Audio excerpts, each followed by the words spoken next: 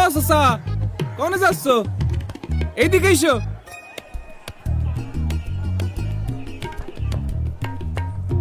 এইটা দেখে এম্বা করছো? না মানে দেখতে জানি কেমন লাগতেছে।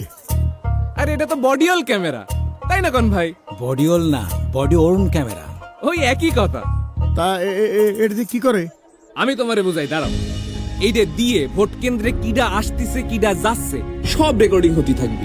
আবার ধরো ইলেকশনের দিন কেউ ঝামেলা করতে চাইলো, সাথে সাথে বডি অন ক্যামেরার এসওএস বাটনটা সব দিলি, তখনই কন্ট্রোল রুমের যে মনিটর আছে সেখানে এই ক্যামেরার ছবি সবার সামনে ভাইসে উঠবি।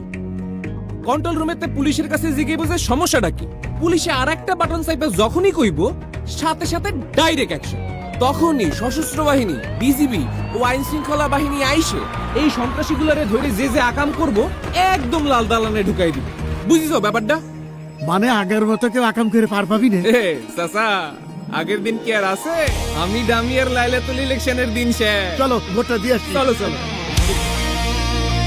আপনার নিরাপদ ভোট প্রদানে আপনার পাশে সার্বক্ষণিক নিরাপত্তায় আছে সশস্ত্র বাহিনী, বিজিবি ও আইন শৃঙ্খলা বাহিনী।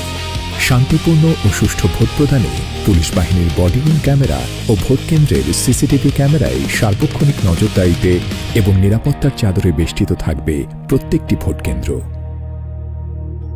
সংসদ নির্বাচন আর গণভোট দুইটার ব্যালট পেপার কি একলগে দিতেছেন? জি, এই যে। তাই আপনার সাংবিধানিক অধিকার প্রয়োগ করে দেশ পুনর্গঠনে অংশীদার হয়ে দেশের মালিকানা বুঝে নিন।